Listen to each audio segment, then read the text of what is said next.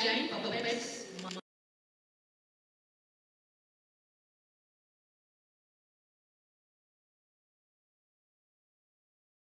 productions at various theatres such as Sydney Sen Theatre, Belmont Sen Theatre, Adelaide Festival Centre, and Sydney Opera. Sydney Opera House Studio. Black Mary and Gunjis was published by Aboriginal Studies Press. Her plays have been produced in Arizona, USA, and Makassar, Indonesia.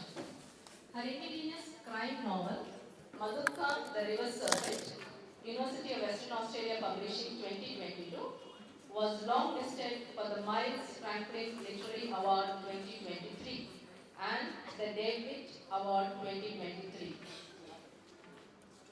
Benevolence, an indigenous historical novel published by Magabala in 2020 and later published by HarperCollins in USA and UK, was shortlisted for the Barbara Jeffries Award 2022 and in 2020 it was longlisted for the NIV Literary Award and the Voss Literary Prize. Compassion, Magabala 2024, is a sequel to Benevolence. As a poet, she is co-recipient of the Udgaru Nunkal Poetry Prize 2016 and winner of the Judith Wright Poetry Prize 2019. Today, we requested Madam to address this academic gathering on Australian Indigenous writing, challenging colonial domination. Ma'am, we welcome you and request you to address the gathering. Thank you.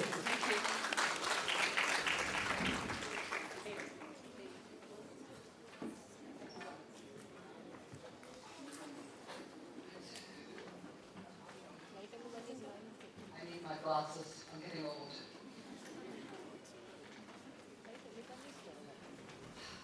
Here we are again.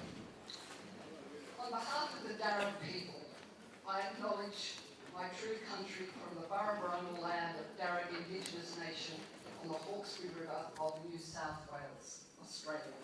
I pay respects to the Aboriginal elders, past and present, and to the ancestors and spirits of the land and the knowledge and culture. I also respectfully acknowledge and thank the Department of English, Osmania University, Hyderabad, India, and the University of West Australia, Perth, and the Australian Consulate-General in Bengaluru, India. I particularly want to acknowledge Harriet White of the Australian Department of Foreign Affairs and Trade for making all of this possible. In Darug language, I greet you again, and maybe by the end of the day you'll be able to repeat this back to me. Kwaibija, Jamna, Payala, Yanawi. Come here, we speak together. In endeavouring to engage in discourse about Indigenous, colonial and post-colonial narratives, I will draw on themes of language and multilingualism, reimagined worlds, underrepresented literary traditions, historical reconstruction in literature, and my family's non-fictional and fictional past. I might need my bottle of water. Oh, sorry. Thank you, darling. Thank you. I always find speaking for long periods you get a bit thirsty.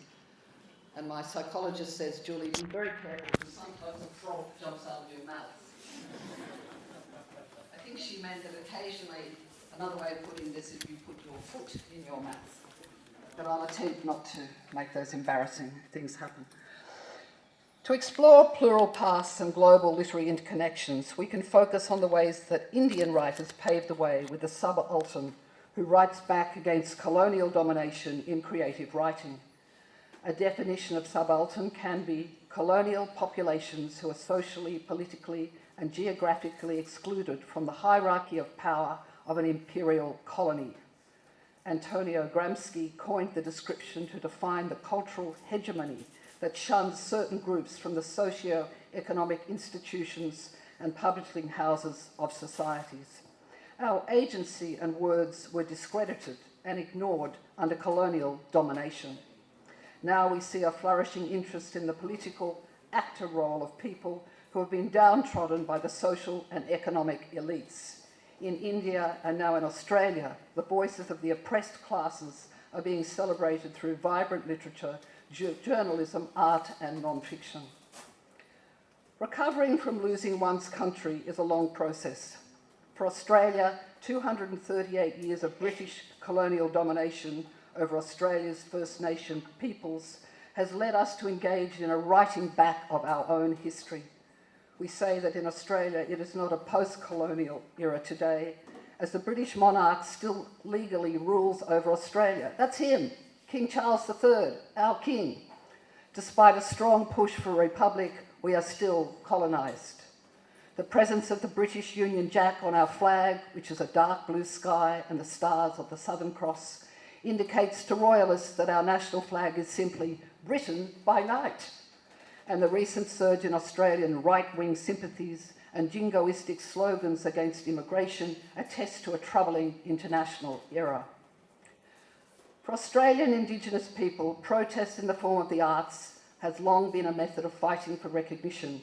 We did not die out. There was no dying pillow to soothe. Restoring faith in Australia's fairness and democracy in relation to Indigenous history would begin with restoring the right to be heard. This restoration would also have Indigenous writers share the bounty of recognition that often eludes us. We are often from families who were denied education, and in the case of my family, had children stolen and raised in institutions such as the Randwick Home for Destitute Children.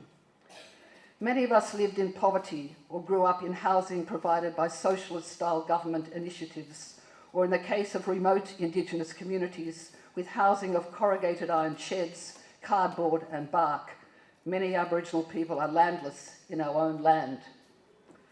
Reconciliation is an agenda item given media attention in Australia, but has recently been set back by the right-wing forces funded by international coal mining and other lobbies. An opportunity in the form of a national referendum to have Indigenous Australians included in our constitution and have a voice to Parliament was defeated last year and led to great misery for many Indigenous people, including myself. Reconciliation is a complex idea that assumes we want to be reconciled to our past and present. At this time, the Indigenous incarceration rate is one of the highest in the world. It is a period where we note that 580 Indigenous people have died in police custody since the 1991 Royal Commission into Black Deaths in Custody brought down its recommendations. No police in Australia have ever been sentenced for any of these deaths.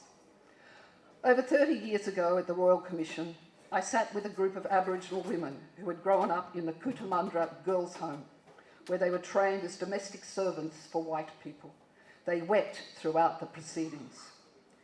Reimagining lost histories is the pleasurable part of my writing. I create characters based on historical figures and integrate British, Chinese, Afghan and Indian characters in my epic stories that write back against colonial mistruths and the egotism and cultural imperialism of the white male gaze. I write about heroic Indigenous women and men and pompous Anglican reverends and arrogant but benevolent English governors such as Lachlan Macquarie. Still, in the requirement for fairness and truth-telling in historical fiction, I endeavoured to treat both Indigenous and other characters with equal bestowing of good and bad characteristics. We are all human, despite the colour of our eyes or skin, and therefore we're all prone to commit appalling acts of cruelty and horror, but also to commit tender moments of great humanity and bravery. Themes of language and multilingualism are part of the writing about imagined worlds that honour and focus on the previously unrepresented voices of Indigenous and other peoples in Australia. I endeavour to bring the sometimes lost Indigenous languages to life in my novels, and I imagine my ancestors would squeal with laughter at my attempts, not to mention my probably very poor pronunciation. I am not a linguist, but I rely on the learned researchers who have recorded Indigenous languages and formed them into dictionaries for us to use today. It is a challenge to bring to life words and phrases from Darug language, which is the Sydney Aboriginal language, now only alive through written text. Still, if we do not use these words, they will disappear forever. Recovering from loss of language and culture and the land has echoing repercussions. The cost has been immense for Indigenous people, and it is ongoing. No real recovery will ever take place. How can there be recovery when I look around my fellow white Australians who are from old money, the ones I rubbed shoulders with at the University of New South Wales, where I learnt to cover my dark eyes and poverty with a head held high, while I sat on the grass at lunch break and cried for the want of $2 for a cappuccino. Not to mention a pineapple donut, couldn't afford one of them either. I lived on breakfast cereal and waited on tables at University College, where young male students who had attended private schools guffawed at my serving skills and ignored me in the tutorials. Wrong class and wrong parentage. Those entitled young people were often the descendants of British Governor King or Governor Darling, and who now rest on plush cushions of inherited wealth built on the sweat and free labour of Aboriginal and Torres Strait Islander people. Recovery from bitterness? No, I don't think so. I had the privilege a few years ago of interviewing Aboriginal elders for the website historyofaboriginalsydney.edu. You can look it up, it's still live. It was coordinated and created by Professor Peter Reid from the Department of History and Philosophical Inquiry at the University of Sydney. The elders interviewed were mostly Darug, Wonnarua, Guringai, Gamaragal, Gadigal, Kamigal and Gundungurra peoples. The stories of dispossession resonated with their ordinary tales of poverty, lack of access to employment, education and lack of a home. Men who could find jobs worked on farms and the railways. Women worked as servants, factory workers and washerwomen. People of high regard in their Aboriginal societies were treated with contempt by their white employers and often not paid sufficient money to live on. Most received rations of flour, tea and sugar. While interviewing for the educational website, one elderly Wonnarua woman arrived with her daughter to our video interview in a community centre on Sorry Day, a day that recognised the then Prime Minister Kevin Rudd's apology to Indigenous people, a very important event in Australia's life. Her hand trembled as she smoothed out a piece of paper with a handwritten story. Tears came as she read it aloud to the camera. Her mother had raised her and her brother from babyhood in the bush forest around a small New South Wales country town of Singleton. Every day her mother would roll up a square of linoleum that was the floor of their camp. She moved camp every dawn to escape the police, who hunted her to take her children away to children's homes far away. The story took a turn when the informant told us that her brother and herself were eventually given to a maternal aunt who was a white woman living in Newcastle and went on to care for them while their mother worked to support them. The elder wept and wiped her eyes as she read the paper, and her daughter sighed with compassion.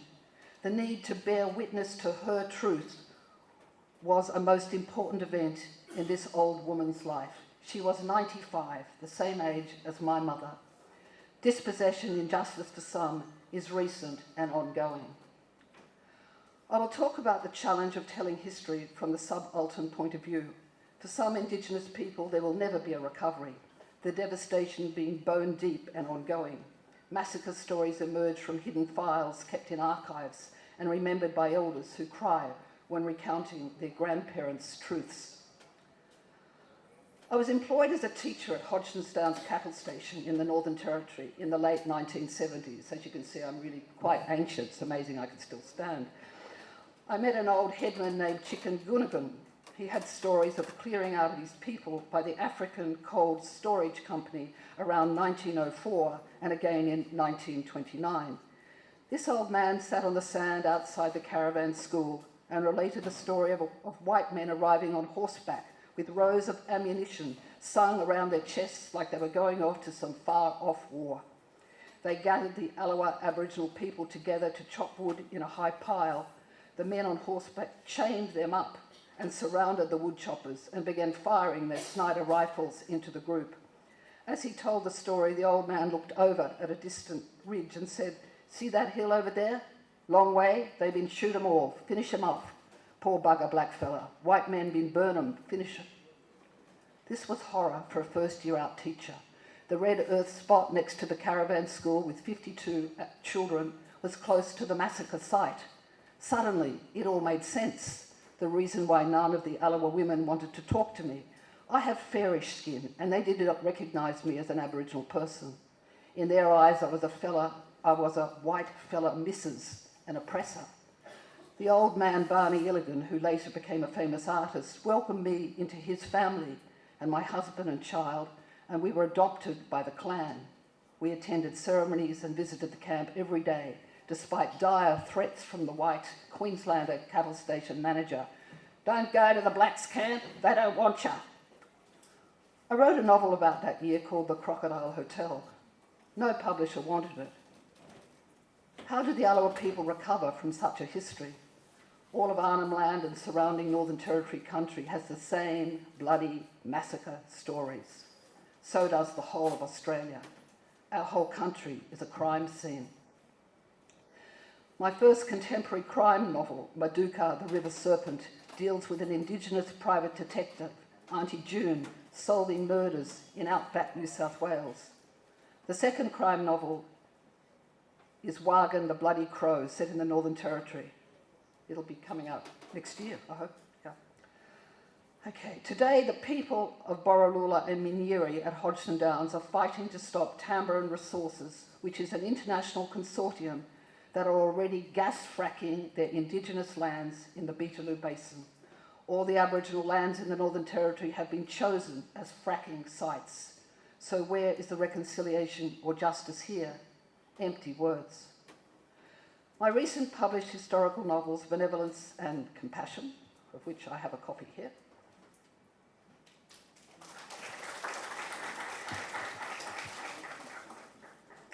where am I? Published by Magabala Press. It's part of a trilogy. There'll be a third one coming out. And I think after coming to India, it's going to end in India. I'm being very inspired. Magabala Press, this is my contribution to the writing back of Australian history from an Indigenous point of view. The protagonist in Benevolence, Murrigan, Mary James, is smart, resilient and determined. She encounters endless humiliations but conquers fear to triumph over her oppressors. I will quote from the judges of the 2025 Miles Franklin Literary Award, which is the most prestigious literary award in Australia. The judges correctly identified in my second novel, Compassion, identified it as picaresque. In Compassion, Julie Jansen creates a Bakara, a Darug woman, Doringa, Nellie James, who we meet as a young child condemned to servitude on an early 19th century farm. Doringa escapes to search for her mother. She's captured and sent to the Parramatta female factory, escapes again, falls in love and becomes a bushranger. She wanders across Eora, Darug, Darkinjun and Awakabal country, witnessing the transformation of Indigenous lands into a surreal, mythopoeic hellscape for Aboriginal people, convicts and the poor. This is a sprawling, magnificent, genre-blending epic where colonial Gothic meets the outrageously erotic. I'm a bit embarrassed by that sentence, but unfortunately it's most probably true. Okay. In a attempt to re-evaluate our shared past, we must seek a form of retribution and truth-telling in a Federal Commission for Truth and Justice in Australia. The monstrosity of the history wars over past years still echo in Aboriginal hearts. The Australian conservative historians such as Keith Windschuttle and Murdoch Sky News are ever present like snakes waiting to pounce. These deniers of Aboriginal stories and identity will never be silenced, and many Australians are impacted by the rhetoric of racist hate and right-wing ideology that celebrate colonial and the imperialist narratives. Jingoism and racism go hand in hand. Is it possible to find a type of recovery through literature and the shared futures and global literary interconnections we crave? Can we change political views long held by mainstream Australians and international communities? The view that Aboriginal and Torres Strait Island people are dying races, impacted by climate change with sinking islands and seen as small problems in the path of economic future, wealth and progress that won't go away. Seeing our histories through subaltern literature are one way, but we could also begin with in Australia by removing some of the symbols of ongoing colonial repression, the statues of British explorers and land thieves that reinforce the notion of we won, you lost, the towering figure of the benevolent Governor Lachlan Macquarie, who, while leaving monumental architecture like the Sydney Hospital and the Hyde Park Barracks, managed to order the 1817 punitive expedition that saw the massacre of up to 100 Gundungurra people, humans thrown from cliffs and children stolen so Lady Macquarie might start a little school. Could we place Governor Macquarie on the ground, as suggested by journalist Julia Baird, and surround him with statues of the people he had ordered to be killed, their black ears collected and brought to him in a cloth bag? How do Indigenous Australians restore their faith and hope in the Australian actions on truth about our black past? If we let our eyes drift across the Indian Ocean to South Africa, we might be able to take guidance about what is required.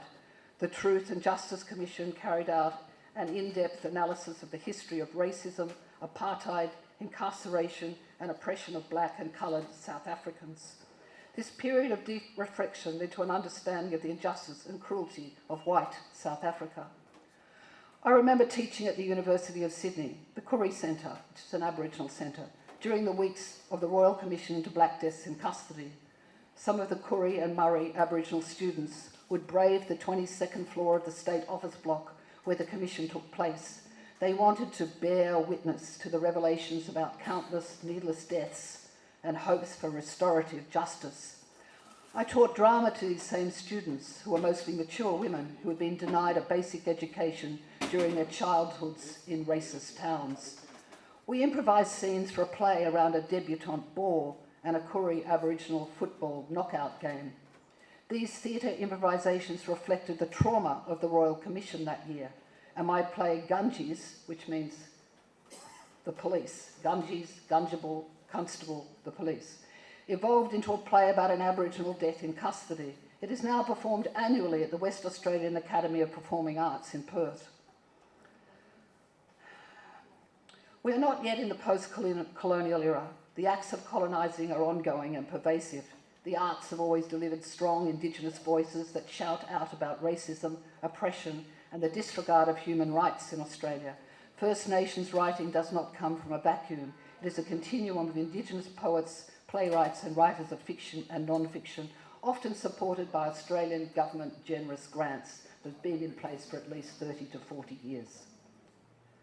The great Aboriginal writers of the 1970s, such as Jack Davis, Bobby Merritt, and Ava Johnson, wrote plays that spoke of Aboriginal experience of living under the act of government control and enslavement. The emergence of historical novels as a form for Indigenous writing is relatively recent, with Alexis Wright, Tony Birch, Tara June Winch, Kim Scott, and Nadi Simpson are some of the shining examples. We come from a long, twisting line of creations like a rainbow serpent undulating through time and place, casting coloured light on hidden Indigenous stories. Australian Indigenous people still live with a colonising impact of the hegemony of colonialism, which can be seen as a shifting between interrelated forms of dominance and resistance. Indigenous historical novel writers carry the burden of representation of our own people through the lens of Indigenous eyes. The education system in Australia has mostly taught about the domination and Eurocentric view of our country. To turn that view upside down and see the stories from a particular Aboriginal point of view is a challenge not often rewarded by publishers. The unfinished business for Indigenous authors is to reimagine stories that are hidden and most often unrecorded in historical documents. The years spent poring over microfiche or state archives allowed me to uncover my family's secret stories of Darug lives spent in servitude as woodcutters, maids, drovers, childminders, cooks and labourers. These occupations were all that were allowed for a seemingly conquered race. In the earliest days of the colony of New South Wales, Aboriginal people realised that attacking outlying farms and shepherds led to them being hunted down and shot or hung from trees with corn cobs stuck in their mouths as a warning to other Aboriginal warriors. The act of surrender and settling down on an estate of stolen land of settlers would lead to a safety of a kind where Aboriginal families swapped their life of freedom for the protection of their overseer, English masters and mistresses. The much awarded Aboriginal author of the year, Tara June Winch, writes, I am exhausted from writing about pain and injustice in my work. She reimagines the landscape and story as seen through the Wiradjuri language, and so opens our appreciation of the linguistic definitions so long neglected in the mainstream. The poetry of her novel is mesmerising and like a long-forgotten song of the earth, the sky and the people. This determination to write the truth about Australia's black history is all-consuming. Again and again, the stories of oppression and suffering are flowing from Indigenous writers. The White Girl, by Tony Birch, shows us the determination of an Aboriginal grandmother to protect her light-skinned granddaughter from police persecution. The masterpiece that is Carpentaria, by Alexis Wright, takes us on a journey into the heart of Aboriginal history and suffering. There have been great achievements in the recognition of Indigenous rights, but insufficient progress in the social and political reclamation. We still demand a national treaty. Isabel Saunders writes, post-colonialism is also the shifting and often interrelated forms of dominance and resistance, and allows people emerging from socio-political and economic domination to reclaim their sovereignty. It gives them a negotiating space for equity. Post-colonialism suggests that colonialism has passed, and the group of people once subjugated to the control of imperialism have achieved sovereignty, self-determination, and political recognition. Since the colonisation of Australia in the 18th century, many developments have been made in regard to Indigenous justice, principally through their own engagement and determination within Australian society.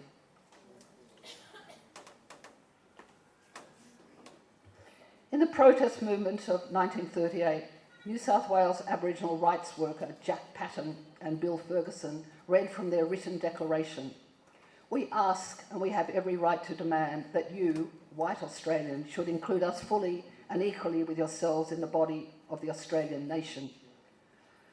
That moment in Australia's waking up to its endemic racism was a turning point for all Indigenous people across the nation. We assert that we are waiting for Indigenous sovereignty to be legally recognised by the Australian Constitution, and the sections that neglect to acknowledge Indigenous rights to be removed from the Constitution. In its current form, the Australian Constitution embeds a powerful colonial ideology that reinforces and does not allow the development of a post-colonial nation. So often today there is despair for Indigenous communities to speak of their feelings of hopelessness, abandonment and lack of faith in Australian governments to deal fairly and to recognise the need for a National Truth and Justice Commission. But in saying that, here I am as living proof that the Australian government is very happy to spend quite a lot of money bringing me over here to talk to you. So changes are afoot, and I think we have to recognise that. It's not the country that my father grew up in and was too embarrassed to admit that he was an Aboriginal man in case he lost his job as a fireman. While the rhetoric of inclusion is mouthed often by mainstream politicians in speaking of issues related to Indigenous rights and futures, these Indigenous people continue to be methodically given special treatment that degrades and humiliates, often at the hands and control of a predominantly white Australian bureaucrat. The stolen generations where Indigenous children were taken in their thousands from families to be trained as farm and domestic labourers, we have to live with that. They predominantly work for no wages whatsoever as slaves in their own country. The intention was to assimilate and breed out the black skin so that the paler, free workforce could assist in the colonising of the country. It had malevolent consequences for Indigenous Australians. The early days of British invasion brought about the hunting down and murder of tens of thousands of Indigenous people, with the inability of later generations to count the sheer scale of massacre and land. David Marr's book, Killing for Country, is an extraordinary book that exposes these truths. I do recommend it. Killing for Country. Many children and the pretty women who were captured to place in domestic servitude in schools were designated to re-educate the natives. These crime scenes are found all across our continent, while names that record the bitter battles remain where the Indigenous victims are forgotten. Mile Creek, Gin's Leap, Slaughterhouse Creek, Butcher's Creek, Mount Dispersion, Minamurra River Massacre, Skull Hole, Skeleton Creek, Murdering Island, Poison Waterhole Creek, Massacre Bay. They all tell tales that commemorate the actual killings. The speech by the then Prime Minister Paul Keating in 1992 at the inner city suburb of Redfern was a momentous occasion that I witnessed. I was there in the audience with all the people from Redfern, the Aboriginal people. He said this: "It begins, I think, with that act of recognition, that it was we who did the dispossessing. We took the traditional lands and smashed the traditional way of life. We brought the diseases, the alcohol. We committed the murders. We took the children from their mothers. We practiced discrimination and exclusion." At that moment in the speech, the 200 people standing in that little park in Redfern erupted into clapping and shouting and crying. Old ladies collapsed into each other's arms. It was a wonderful moment for Australia when Paul Keating, our Prime Minister, made that speech. It's the ability to be heard and listened to and to be recognised by someone like a Prime Minister is absolutely amazing. The Assembly of Aboriginal and Torres Strait Islander people, and we drew in breath, and a huge crescendo of shouting and cheering and clapping rose from the people. It was heart-stopping. Women grabbed each other and cried. Men burst out with thumping feet and cries. The emotion was palpable. Victoria's government, Victoria's a state in Australia, possibly our smallest state, no, maybe that's Tasmania, anyway, and the First People's Assembly of Victoria have been commended for escalating talks on a treaty. The National Congress of Australia's First Peoples says a treaty is more likely to produce tangible outcomes for Indigenous Australians than constitutional recognition. The Victorian government has begun its historic truth and justice process. The public statement began, "Today we have been owed for 230 years of violence, dispossession and deprivation. Today we commit to truth-telling. At last, a state government with courage to speak out about the injustices of our bloody past." Recently, the government passed a treaty legislation and is the first treaty to be established since the British stole our country in 1788, and they declared our land terra nullius, empty land. As historian Grace Karskens wrote, "Seen in isolation, massacre history implies that there was no battles, no resistance and no survivors. Aboriginal people of the Darubin River fought fiercely and tenaciously for their country, and in some areas were successful in driving the settlers out for years. They continued to live near the river. They still do today. It was a colonial final solution mythos that helped to raise the resistance and presence, to erase our history. The perpetuating of white fantasies about Aboriginal discovery disempowers people suffered at the hands of colonial invasion. My family are descended from the Darug Nation. We did not die off. We are thriving in communities that stretch from the Blue Mountains and Blacktown western suburbs to the northern suburbs of Sydney and beyond. 6,000 people claim to be descendants of the Darug Nation along the Hawkesbury River. In my family's case, the Darug women intermarried with ex-convicts and a robust, if landless, destitute family grew up. The women worked as servants on estates, the men as log splitters, and they camped alongside the Awiyana Mata, South Creek, and buried countless babies, my great-uncles and aunts. And as the water was polluted by a white man's tannery and typhoid fever gripped the Hawkesbury countryside, my great-granny had 3 children moved by the Benevolent Society. And I looked up the records and it said, "Mother unable to care for children and father of children in the Parramatta Insane Asylum." Over many years, I have studied the family trees that show how our family intermarried with mixed Darug, Gunungurra and Guringai nations and convict and free settler descendants. In my mother's day, it was called, if you were descended from both convict and Aboriginal ancestors, it was called the double shame, the double stain. We are related to the grandchildren of Maria Locke, the first Darug woman to receive a land grant on the Richmond Road near Blacktown, and my great-aunt by marriage, Louisa Lewis, was the great-granddaughter of Queen Victoria and Chief Bungaree, who circumnavigated Australia with Matthew Flinders. So that's my claim to fame, right? We sometimes saw the family fortunes temporarily improve, such as my Darug great-granny, Mary Bartle, marrying a successful Wilberforce butcher, who was the great-grandson of a Third Fleet convict. However, the money was long gone by the time my father Neville came along. He grew up barefoot in the bush in Chatswood, in Sydney, right in the heart of Sydney in the bush, and rode bareback down the river to collect oysters and hunt rabbits. The family's rented home in View Street had 30 people living in it. We children played with dozens of cousins in the huge yard and sat on laps to eat Sunday dinners. Indeed, all of this seems to be mere colourful local northern Sydney history, but it does matter. We do exist. Indigenous novelists take on the reimagining of a colonised Gothic style and write back from a place of rage and the need to change the dominance of the British ways of romancing the dirty process of cultural erasure and their celebration of riches won on the blood and bodies of Indigenous peoples. Writing about plural pasts, shared futures and global literary interconnections and reimagining lost histories are tasks not easily undertaken. It is an honour to be one of the writers who attempts to redress past wrongs and uncover some unique stories in our Australian history. The emergence of Indigenous writers and their recognition by mainstream publishers and readers is heartwarming. It is long overdue. We stand tall on the shoulders of brave and fearless Australian Indigenous writers such as Ava Johnson, Jack Davis, Bobby Merritt, Oodgeroo Noonuccal, Alexis Wright, Kim Scott, Tony Birch, Ali Kobe Ickerman, and Kevin Gilbert, to name a few. To those great writers I give homage and thanks, and to the one lone Aboriginal housing of publishing house, now 40 years old, Magabala Books, and to the University of West Australian Press, I thank you for taking a risk and publishing my work and the work of other Indigenous writers. Thank you.